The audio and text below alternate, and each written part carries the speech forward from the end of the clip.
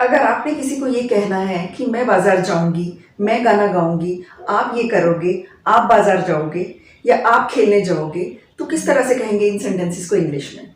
इस तरह के सेंटेंसेस को इंग्लिश में बना देता है बहुत ही आसान फ्यूचर इंडेफिनिट टेंस और यही है हमारा आज का टॉपिक। इस वीडियो को ध्यान से देखते जाओ तो वीडियो के एंड तक आप भी सीख जाएंगे कि इस तरह के सेंटेंसेस को इंग्लिश में कैसे बोलते हैं। जैसे कि मैं किताब पढ़ूंगी, आप बाज़ार जाओगे, अमन स्कूल जाएगा, बच्चे शतरंज खेलेंगे, आप वहां जाओगे। तो देखते हैं कि फ्यूचर इंडेफिनिट टेंस के सेंटेंसेस को हम पहचानते कैसे हैं। सबसे पहली चीज देखिए फ्यूचर। फ्यूचर मतलब होता है भविष्य यानी कि आने वाला कल। इंडेफिनिट मतलब होता है कि अनिश्चित। अनिश्चित यानी जिसका पता नहीं है। मतलब कि जो भी सेंटेंसेस गा गे गी में खत्म हो रहे हैं पर अनिश्चित हैं, जैसे कि मैं किताब पढ़ूंगी, तो यहाँ पर ये नहीं पता है कि मैं किताब कब पढ़ूंगी और पक्का पढ़ूंगी या नहीं। सिर्फ इतना है कि मैं अपना कोई फ्यूचर का प्लान बता रही हूँ कि भाई मैं शायद बाद में किताब पढ़ूंगी। या अमन स्कूल जाएगा, कब जाएगा, कितने बजे जाएगा, वैसा कुछ भी मेंशन नहीं है। बच्चे शतरंज खेलेंगे या आप वहां जाओगे, इनमें से किसी भी सेंटेंस में हमें कोई पॉइंट नहीं दिया गया है कि बच्चे कब जाएंगे या ये काम सुबह होगा या शाम को होगा। ये सिर्फ अनिश्चित है। तो सबसे पहली चीज है कि आपको ये पता होना चाहिए कि टेंस कौन सा है।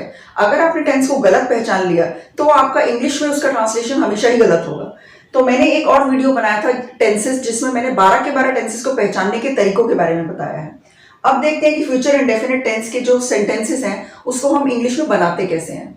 सबसे पहले इसका एक फॉर्मूला होता है जिसमें आता है सब्जेक्ट। सब्जेक्ट क्या होता है? सब्जेक्ट के बारे में, ऑब्जेक्ट के बारे में और वर्ब के बारे में भी मैंने एक और वीडियो बनाया था, उसमें आप डिटेल में देख सकते हैं। लेकिन अभी देख लेते हैं कि सब्जेक्ट क्या होता है। सब्जेक्ट वो होता है जिसके बारे में बात हो रही हो या वो काम कर रहा हो। जैसे यहां पर है मैं किताब पढ़ूंगी, तो मैं क्या कर रही हूं? मैं कोई काम कर रही हूं। काम क्या कर रही हूं? पढ़ने का। तो मैं क्योंकि काम कर रही हूं तो मैं सब्जेक्ट हूं। यहां पर अमन स्कूल जाएगा, अमन काम कर रहा है इसलिए अमन सब्जेक्ट है। बच्चे शतरंज खेलेंगे, तो यहां पर बच्चे सब्जेक्ट है और आप वहां जाओगे, यहां पर आप सब्जेक्ट हो। अगर कोई काम ना भी कर रहे हो, अगर हम बोले बच्चा बहुत प्यारा है, तो बच्चा काम नहीं कर रहा है लेकिन बच्चा जो है उसके बारे में बात की जा रही है, तो बच्चा हमारा सब्जेक्ट हुआ। तो इस तरह से ये हमारा सब्जेक्ट हुआ। उसके बाद आएगा विल या शेल। अभी बात करेंगे विल और शेल के बारे में। उसके बाद आएगा हमारा वर्ब की फर्स्ट फॉर्म। विल और शेल होता है हेल्पिंग वर्ब। हेल्पिंग वर्ब यानी कि वो वर्ब्स जो कि सेंटेंस को बनने में मदद देते हैं। उसके बाद आएगा वर्ब की फर्स्ट फॉर्म। ये वाला वर्ब कौन सा? ये है मेन वर्ब। मेन वर्ब मतलब मुख्य क्रिया।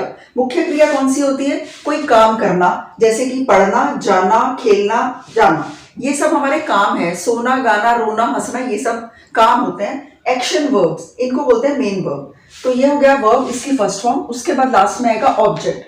ऑब्जेक्ट क्या होता है? जब हम कोई काम करते हैं उस काम का असर जिस चीज पर पड़ता है वो होता है हमारा ऑब्जेक्ट। जैसे मैं किताब पढ़ूंगी, तो मेरे पढ़ने का असर किस चीज पर हुआ? किताब पर। तो इसलिए ऑब्जेक्ट क्या हुआ? किताब। तो अब हम इस तरह के सेंटेंसेस को बनाना शुरू करते हैं। उससे पहले हम ये डिस्कस कर लेते हैं कि विल और शेल कब यूज होता है। विल और शेल में काफी लोगों की अपनी अलग अलग थ्योरीज हैं। इससे पहले कुछ 5-10 साल पहले तक क्या होता था कि आई और वी, फर्स्ट पर्सन क्या होता है, मैंने एक बार डिटेल में अपने सब्जेक्ट वाली वीडियो में ही फर्स्ट पर्सन, सेकंड पर्सन और थर्ड पर्सन को डिटेल में बताया था, जिसमें कि बताया था कि फर्स्ट पर्सन होता है मैं या हम, और सेकंड पर्सन होता है आप, और थर्ड पर्सन होता है मेरे और आपके अलावा बाकी के सब लोग। तो जो फर्स्ट पर्सन है यानी कि मैं या हम, तो आई और वी के साथ शेल आएगा। ये था एक रूल कुछ 10 साल पहले तक। लेकिन अब जो मॉडर्न इंग्लिश यूज की जाती है उसमें शेल का इस्तेमाल नहीं होता है और सिर्फ विल इस्तेमाल होता है। शेल कभी कभी आपको कुछ बुक्स में मिल जाएगा या फिर बच्चे अपने एग्जाम वगैरह में लिख सकते हैं। अदरवाइज मॉडर्न इंग्लिश में शेल को पूरी तरह से यूज करना छोड़ चुके हैं, ये ऑब्सोलीट हो चुका है। तो हम हर सेंटेंस में विल का ही इस्तेमाल करेंगे, कैसा भी सब्जेक्ट हो, फर्स्ट पर्सन हो, सेकेंड पर्सन हो या थर्ड पर्सन हो, यानी कि मैं और आप और इसके अलावा कोई भी लोग, हर किसी के लिए ही हम जो है हेल्पिंग वर्ब में यूज करेंगे सिर्फ विल का। तो अब हम बनाना शुरू करते हैं सेंटेंसेस। तो सबसे पहला सेंटेंस है मैं किताब पढ़ूंगी। तो मैं क्या है? यहाँ पर सब्जेक्ट है। तो हमें ये नहीं देखना फर्स्ट है, सेकंड है या थर्ड है, क्योंकि हमें तो विल ही लगाना है। तो सब्जेक्ट में मैं लिख दूंगी यहाँ पर आई। उसके बाद आएगा विल, आई विल। उसके बाद वर्ब की फर्स्ट फॉर्म। अब पढ़ना क्या है? पढ़ना हमारा वर्ब है। वर्ब की फर्स्ट फॉर्म यानी कि रीड, आई विल रीड। उसके बाद आएगा वर्ब की फर्स्ट फॉर्म लिख दिया। उसके बाद ऑब्जेक्ट, मेरे पढ़ने का असर किस चीज पर पड़ रहा है? किताब पर। तो I will read the book. तो ये हो गया हमारा पहला सेंटेंस। अगला है अमन स्कूल जाएगा। तो सब्जेक्ट क्या है यहाँ पर? अमन। अमन विल, अमन विल जाना, जाना एक क्रिया है, जाना हमारा वर्ब है, गो फर्स्ट फॉर्म आएगा तो गो, उसके बाद आएगा स्कूल, गो टू स्कूल। अब ये स्कूल और ये गो और स्कूल के बीच में टू क्यों आया है, ये होते हैं हमारे प्रेपोजिशंस, इनके ऊपर मैं एक अलग से वीडियो बनाऊंगी, तब आपको अच्छे से क्लियर हो जाएगा कि ये गो और स्कूल के बीच में टू क्यों आया। अगला है बच्चे शतरंज खेलेंगे, बच्चे क्या है, सब्जेक्ट हमारा, तो यहां पर लिखेंगे चिल्ड्रन, उसके बाद आएगा विल, चिल्ड्रन विल, वर्ब की फर्स्ट फॉर्म, वर्ब क्या है यहां पर, खेलना यानी कि प्ले, प्ले की फर्स्ट फॉर्म होती है प्ले, चिल्ड्रन विल प्ले।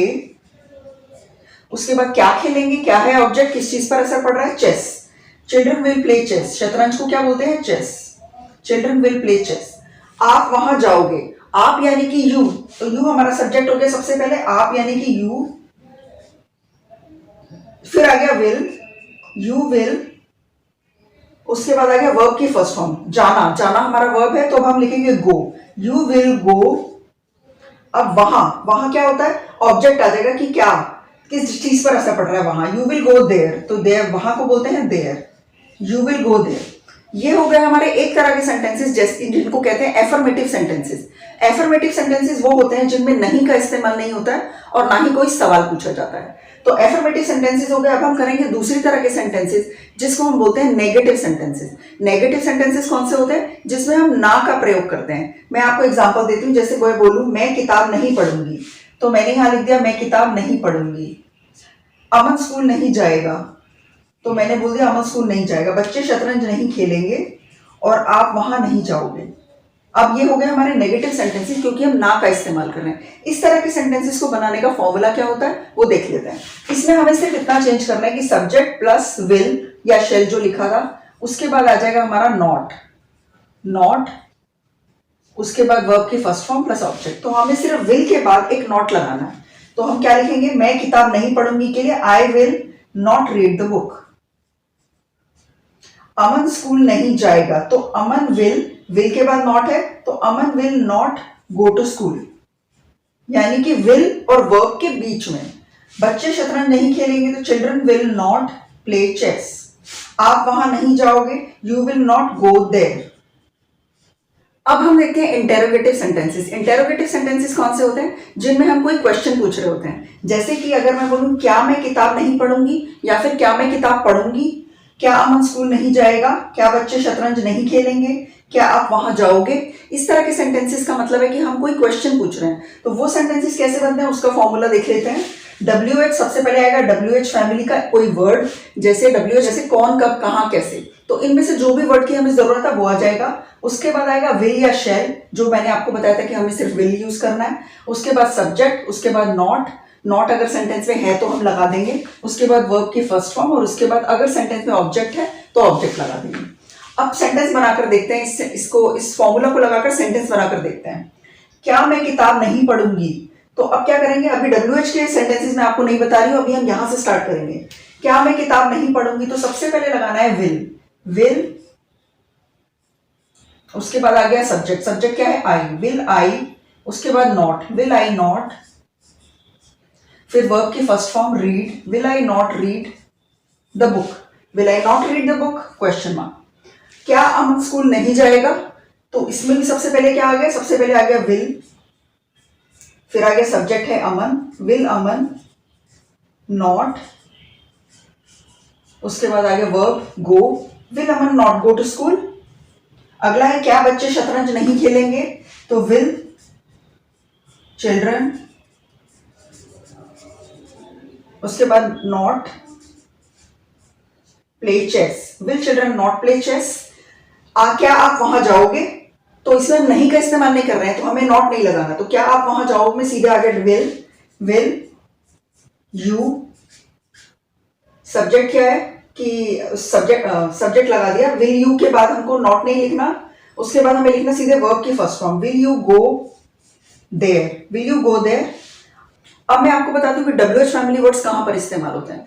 जब भी किसी सवाल का जवाब हाँ या ना में होता है, वहां WH फैमिली वर्ड्स नहीं यूज होते। जैसे ये है, क्या अमन स्कूल नहीं जाएगा, क्या मैं किताब नहीं पढ़ूंगी, इन सारे क्वेश्चंस का जवाब है हाँ या ना में, तो इसमें हम WH फैमिली वर्ड्स नहीं यूज कर सकते, इसीलिए हमने नहीं किए। लेकिन अगर क्वेश्चन होता आप कहाँ जाओगे, क्या हटा दें, हम यहाँ से क्या हटा दें और आप कहाँ जाओगे, इसको कर देते हैं कहाँ, आप कहाँ जाओगे। अब इसका जवाब तो आप हाँ या ना में नहीं दे सकते, आपको बताना पड़ेगा कि कहाँ जाना है, तब हमारा यूज होगा WH फैमिली वर्ड। तो WH फैमिली वर्ड कौन कौन से होते हैं, कब, कौन, कहाँ, कैसे, इस तरह के होते हैं। तो अब इसमें से क्या यूज होगा, कहाँ, कहाँ के लिए यूज होता है वेयर। तो यहाँ पर क्या लगा देंगे हम, विल यू गो देयर की जगह ये हट जाएगा, क्योंकि हमें वहां नहीं लिखना, आप कहाँ जाओगे, तो हम लिखेंगे वेयर। सबसे पहले WH फैमिली का वर्ड आ गया वेयर, वेयर विल, उसके बाद विल आ गया, उसके बाद सब्जेक्ट यू, उसके बाद वर्ब की फर्स्ट फॉर्म, और यहाँ कोई ऑब्जेक्ट नहीं है। So where will you go, तो ये हो गया सेंटेंस। अगर इसकी जगह होता आप कब जाओगे, व्हेन विल यू गो, आप कैसे जाओगे, हाउ विल यू गो। इस तरह से WH फैमिली वर्ड्स यूज होते हैं। ये मैंने आपको एक छोटा सा ओवरव्यू दे दिया WH फैमिली वर्ड्स का। इनका एक डिटेल्ड वीडियो मैं कुछ टाइम बाद बनाने वाली हूँ, तो उससे आपको सारे WH फैमिली वर्ड्स क्लियर हो जाएंगे। तो आज का टॉपिक हमारा खत्म होता है। आज के टॉपिक को और अच्छे से प्रैक्टिस करने के लिए मैं आपको 10 सेंटेंसेस का एक टेस्ट देती हूँ, उसको करते हैं ताकि कॉन्सेप्ट की प्रैक्टिस हो जाए। शुरू करते हैं। इन सेंटेंसेस को आपको ट्रांसलेट करना है फ्यूचर इंडेफिनिट टेंस में। आपका पहला सेंटेंस है मैं कल बाजार जाऊंगी, और इसका आंसर है I will go to market tomorrow. अगला क्वेश्चन है अमित गाना गाएगा, और इसका आंसर है Amit will sing a song. Third sentence है क्या तुम कल होमवर्क खत्म कर दोगे, और इसका आंसर है will you finish homework tomorrow. Fourth question है क्या बच्चे खाना नहीं खाएंगे, और इसका आंसर है will children not eat food. पांचवा क्वेश्चन है क्या तुम पढ़ोगे, और इसका आंसर है विल यू स्टडी। नेक्स्ट है हम लोग काम करेंगे, और इसका आंसर है वी विल वर्क। अगला है तुम घूमोगे, और इसका आंसर है यू विल वॉक। नेक्स्ट है वे लोग नहीं आएंगे, और इसका आंसर है दे विल नॉट कम। अगला क्वेश्चन है राम स्कूल जाएगा, और इसका आंसर है Ram will go to school. और आपका लास्ट क्वेश्चन है क्या बच्चा नहीं खाएगा, और इसका आंसर है will the child not eat. अब आपकी कॉन्सेप्ट की प्रैक्टिस अच्छे से हो चुकी है 10 सेंटेंसेस को करने के बाद। अब मैं आपको एक सेंटेंस दूंगी जिसका जवाब आपको मुझे कमेंट बॉक्स में लिखकर भेजना है। वो है क्या पिंकी गाना गाएगी।